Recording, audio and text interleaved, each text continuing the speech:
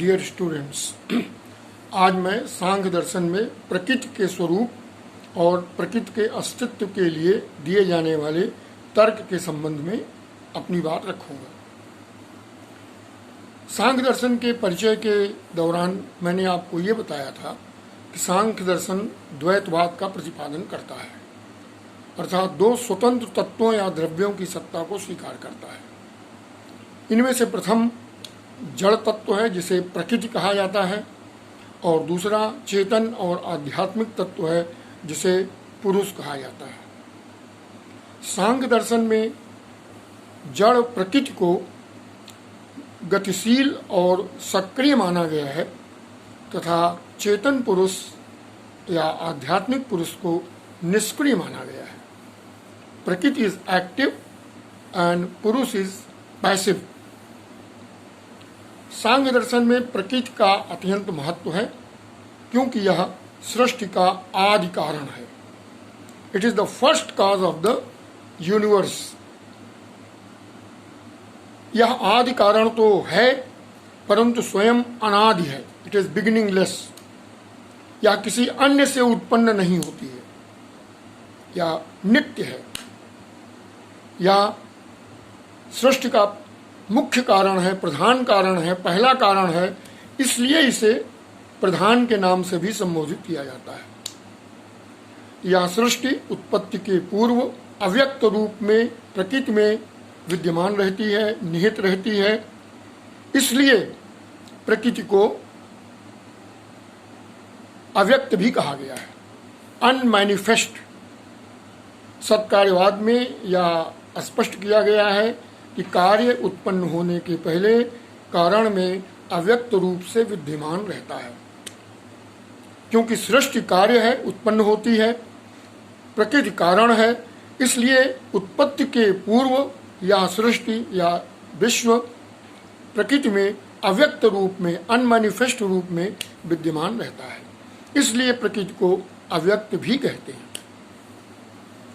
प्रकृति में तीन गुण पाए जाते हैं, सत्वगुण, रजोगुण और तमोगुण। ये तीनों गुण ही सुख, दुख और मोह या आलस्य के कारण हैं। तीनों गुणों से युक्त होने के कारण प्रकृति को त्रिगुणात्मिका भी कहा जाता है।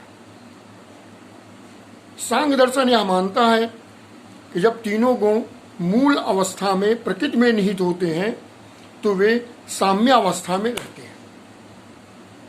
उनमें स्वरूप परिणाम होता है, होमोजेनस चेंज होता है, और इसलिए सृष्टि के विकास क्रम का प्रारंभ नहीं हो पाता है। और जब प्रकृति में तीनों गुणों में विरूप परिणाम या हेट्रोजेनस चेंज प्रारंभ होता है, विजातीय परिवर्तन प्रारंभ होता है, तब सृष्टि की प्रक्रिया प्रारंभ होती है। समस्त परिवर्तन का कारण रजोगुण है, और यही कारण है कि प्रकृति को सक्रिय माना जाता है, क्रियाशील माना जाता है या गतिशील माना जाता है। इस तरीके से सांख्य दर्शन में प्रकृति को प्रधान, अव्यक्त, त्रिगुणात्मिका और गुणानाम साम्यावस्था कहा गया है, क्योंकि ये तीनों गुणों की साम्यावस्था है। जब तीनों गुणों में परिवर्तन होता है, विरूप परिवर्तन या हेट्रोजेनस चेंज होता है, तो सृष्टि के अनंत असंख्य पदार्थ उत्पन्न होते हैं, और उन सब का अलग रूप है, अलग नाम है, अलग गुण है। और समस्त वस्तुओं में तीनों गुणों की विद्यमानता होती है। यह अवश्य है कि किसी एक गुण की प्रधानता होती है, और उसी गुण की प्रधानता के आधार पर उस वस्तु का स्वभाव या उसका स्वरूप निर्धारित होता है। सांख्य दर्शन में प्रकृति के अस्तित्व को प्रमाणित करने के लिए भी 5 युक्तियां दी गई हैं। There are 5 arguments to prove the existence of प्रकृति।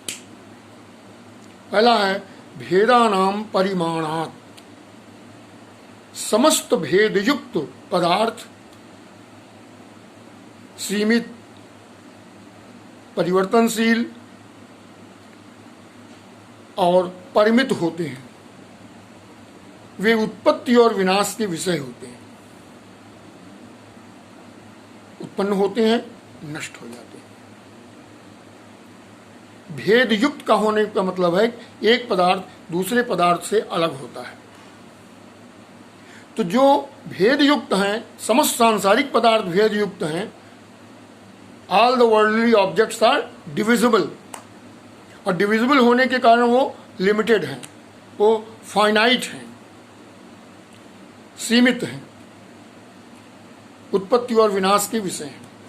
इससे हमें अनुमान लगा सकते हैं कि प्रकृति जो अभेद है, क्योंकि दो प्रकृति नहीं है, केवल एक ही प्रकृति है, वह नित्य है, शाश्वत है, असीमित है, अपरिमित है, immeasurable, unlimited, infinite.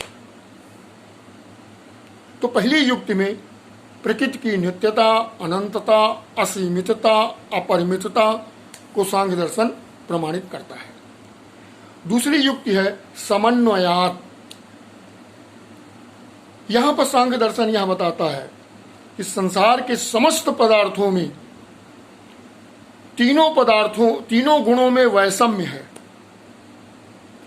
There is difference among the three गुणास। किसी में सत्वगुण की प्रधानता है, किसी में रजोगुण की प्रधानता है, किसी में तमोगुण की प्रधानता है। लेकिन जब प्रकृति में ये तीनों गुण निहित होते हैं तो वे साम्यावस्था में रहते हैं। तो इस तरीके से प्रकृति का अस्तित्व तीनों गुणों की साम्यावस्था के रूप में, समन्वित अवस्था के रूप में भी स्थापित होता है। तीसरी युक्ति है कार्यतः प्रवृत्तेश्च। कार्य को उत्पन्न करने की शक्ति कारण में निहित होती है। प्रकृति ही एकमात्र ऐसा जड़ तत्व है जिसमें समस्त सृष्टि और उसके समस्त पदार्थों को उत्पन्न करने की शक्ति निहित है। क्योंकि प्रकृति शक्तिमती है, वो अनादि है, वो असीमित है, वो अपरिमित है, वो अनंत है, वो उत्पत्ति और विनाश से परे है, वो स्वयं अभेद है। इस तरीके से प्रकृति के स्वरूप के आधार पर ही प्रकृति को सृष्टि का कारण माना जा सकता है और उसे ही सृष्टि को उत्पन्न करने की शक्ति से युक्त माना जा सकता है। कार्यता प्रवृत्तिश्च, कारण में कार्य को उत्पन्न करने की शक्ति निहित होती है। जो पोटेंट काज है उसी से कार्य की उत्पत्ति होती है, और प्रकृति पोटेंट है, उसमें शक्ति निहित होती है कार्य को उत्पन्न करने की। चौथा है तर्क है कारण कार्य विभागात। कारण और कार्य दोनों का अलग अलग अस्तित्व होता है। यद्यपि कारण से ही कार्य की उत्पत्ति होती है, लेकिन कारण जहां अव्यक्त है, कार्य व्यक्त है, तो दोनों पृथक हैं। सृष्टि अगर कार्य है तो उसका कारण होना चाहिए, क्योंकि बिना कारण के किसी कार्य की उत्पत्ति नहीं होती है। तो सृष्टि को देख करके इसके कारण के रूप में हम प्रकृति की सत्ता का अनुमान लगाते हैं, प्रकृति के अस्तित्व का अनुमान लगाते हैं, क्योंकि कार्य हमारे समक्ष है और कार्य को उत्पन्न करने की शक्ति प्रकृति में ही निहित है। तो कारण कार्य विभागात, कारण और कार्य के भेद के आधार पर भी कारण के रूप में, फर्स्ट काज के रूप में, आदि कारण के रूप में प्रकृति की सत्ता का अनुमान किया जा सकता है। और पांचवी और अंतिम युक्ति है अविभागात वैश्व रूपस्य। सृष्टि के समस्त पदार्थ एक दूसरे से पृथक हैं, एक दूसरे से भिन्न हैं, सब में एक दूसरे के गुण पृथक रूप से पाए जाते हैं। इसके सबके बावजूद एक हम कारणगत एकता पाते हैं। समस्त सांसारिक पदार्थ जो कहा जा रहा है, इसमें जो जड़ता है, इसमें जो भौतिकता है, वो प्रकृति के कारण ही है, क्योंकि सभी मूलतः प्रकृति में निहित होते हैं। तो यह कारणगत एकता है। जो समस्त पदार्थों में एकता है वह प्रकृति के कारण है, क्योंकि सभी का मूल कारण प्रकृति है, वहीं से सब उत्पन्न होते हैं। तो इस तरीके से सांख्य दर्शन प्रकृति के अस्तित्व के लिए 5 युक्तियां देता है।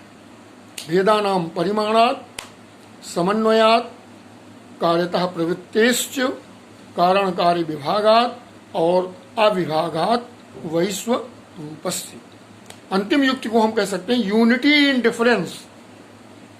All the different objects of the world have the causal unity of cause, being the one cause, and that is प्रकृति।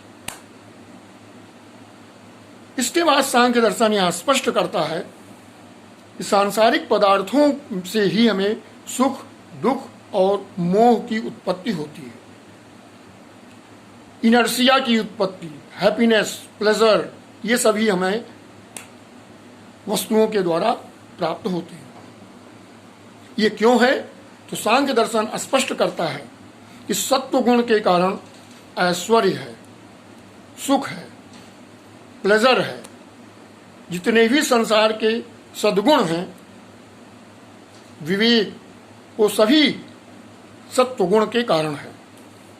रजोगुण में क्रियाशीलता होती है, गतिशीलता होती है, लेकिन ये दुख कारक है। इससे हमें सफरिंग्स, जो विभिन्न प्रकार के दुख हैं, वो रजोगुण के कारण हमें प्राप्त होते हैं। तीसरा है तमोगुण, जो अंधकार का प्रतीक होता है, जिसके कारण लेथार्जी, इनर्सिया, लेजीनेस, आदमी में मोह की उत्पत्ति होती है। वो निष्क्रिय रहता है। जहां रजोगुण में एक्टिविटी भरी रहती है, वहां तमोगुण में निष्क्रियता होती है। This is state of passivity. तो इस तरीके से तमाम प्रकार के जो सांसारिक सुख, दुख या मोह की स्थिति उत्पन्न होती है, या हमारे अंदर आलस्य उत्पन्न होता है, निष्क्रियता उत्पन्न होती है, वो सब इन्हीं तीनों गुणों के कारण है, जो कि मूलतः प्रकृति में निहित होते हैं। तो इस तरीके से सांख्य दर्शन के द्वैतवाद का पहला तत्व है प्रकृति और दूसरा तत्व है चेतन पुरुष। चेतन पुरुष को सांख्य दर्शन में स्वयं प्रकाशमान माना गया है, आत्म चैतन्य माना गया है। वह स्वयं चैतन्य होने के बावजूद उसमें पैसिविटी रहती है, निष्क्रियता रहती है, उसमें साक्षी भाव होता है, वो इम्पार्शियल सीयर है, वो इमेंसिपेटेड अलोन है। सांख्य दर्शन स्पष्ट करता है कि पुरुष न तो बुद्धि है, न अहंकार है, न मन है, न इंद्रिय है, न शरीर है, इनसे सबसे पृथक है। लेकिन पुरुष इन सब का आधार है। बिना पुरुष के इनका कोई अर्थ नहीं है। सांख्य दर्शन पुरुष के अस्तित्व के लिए भी 5 युक्तियां प्रदान करता है। नेक्स्ट वीडियो में मैं पुरुष के स्वरूप और उसके लिए प्रदत्त 5 युक्तियों और पुरुष की अनेकता के लिए प्रयुक्त 3 युक्तियों की चर्चा करूंगा। धन्यवाद।